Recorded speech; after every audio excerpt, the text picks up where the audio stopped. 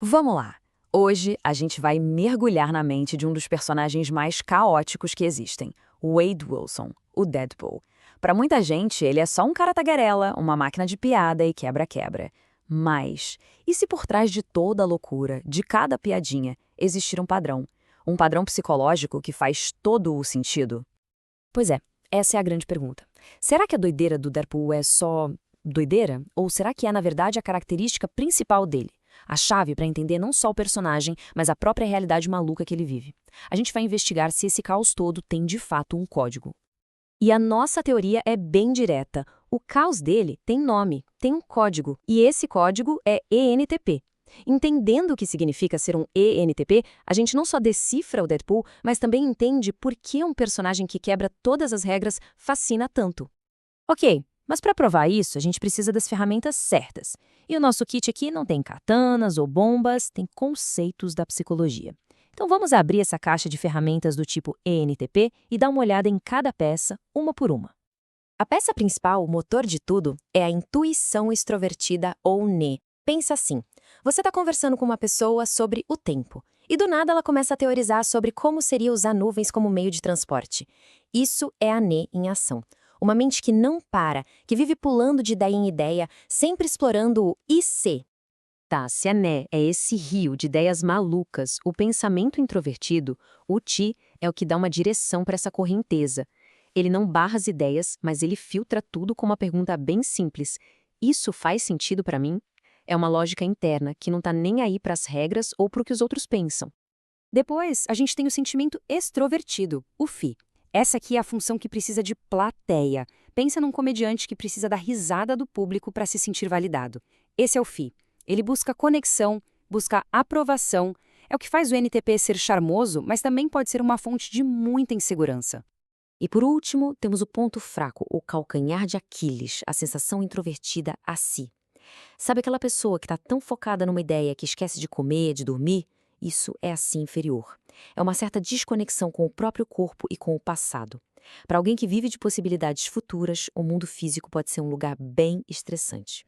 Beleza, ferramentas apresentadas. Agora vamos ao que interessa. Aplicar tudo isso no nosso querido Deadpool.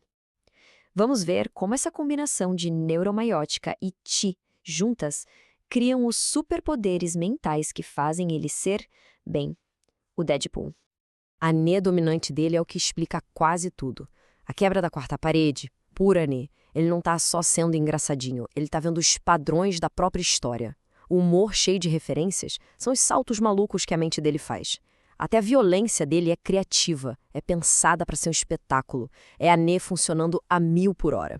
E aqui tem um ponto fundamental para a gente não confundir as coisas.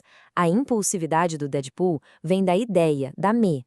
A de um tipo como o ESTP viria da sensação, da adrenalina. Pensa assim, um ESTP pula de um penhasco pela emoção do momento. O Deadpool pula para ver se a física de desenho animado se aplica na vida real.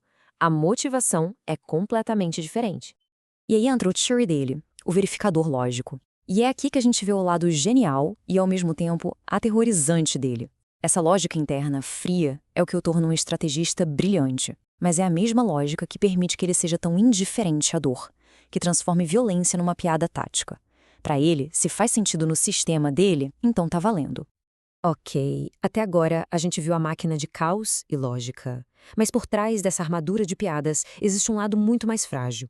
Agora é hora de explorar a criptonita psicológica dele, as funções que o tornam não só um anti-herói, mas uma figura tragicamente humana. É aqui que entra o paradoxo do palhaço triste. Ele precisa de uma plateia. Cada piada é, no fundo, um pedido de validação. Ele usa o humor e o sarcasmo como um escudo para esconder uma necessidade enorme de ser aceito. E é por isso que ele protege com unhas e dentes aquele círculo minúsculo de pessoas que ele deixa se aproximar. E essa frase parece só mais uma piada autodepreciativa, né? Mas é muito mais do que isso. É um grito de dor. É a voz da função mais fraca dele. A parte dele que se sente presa num corpo que ele simplesmente odeia. Para entender essa dor, a gente precisa olhar direto para si inferior. Pensa nisso. Ele vive assombrado. Assombrado pelo corpo que ele tem agora e, principalmente, pelo corpo e pela vida que ele perdeu. Cada vez que ele se olha no espelho, é um lembrete constante desse trauma. É por isso que ele não consegue seguir em frente. A vingança não é sobre o futuro, é sobre tentar desesperadamente consertar o passado. Certo? Agora que montamos todo o nosso caso, vamos para o confronto final. É hora de mostrar por que as outras teorias, como a de que ele seria um ESTP, simplesmente não batem com as evidências. E aqui o jogo acaba. Olha só essa tabela. O foco do Deadpool é sempre na metanarrativa, nas ideias, nos padrões, por ani. Um ESTP com C dominante estaria focado no aqui e agora, na realidade física. E o mais importante, o ponto de estresse de um ESTP é a paranoia com o futuro. O do Deadpool é o trauma do passado e do próprio corpo. É sim inferior, sem dúvida nenhuma. Resumindo, a diferença é brutal. Um STP reage a um ambiente com maestria. Um NTP, como o Deadpool, olha para o ambiente e pensa: como eu posso quebrar as regras disso aqui? Ele não está julgando o jogo. Ele está hackeando o sistema.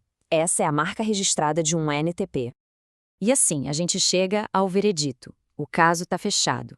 O diagnóstico final de Wade Wilson é, sem sombra de dúvidas, ENTP. E o que a gente vê não é simplesmente loucura. É o conjunto de funções cognitivas dele operando em um nível extremo, sem filtro nenhum. E tá aí, o código decifrado. Cada peça do quebra-cabeça do Deadpool se encaixa perfeitamente nesse modelo ENTP. A genialidade caótica, a lógica fria, a necessidade de atenção e a dor profunda, tudo faz sentido agora.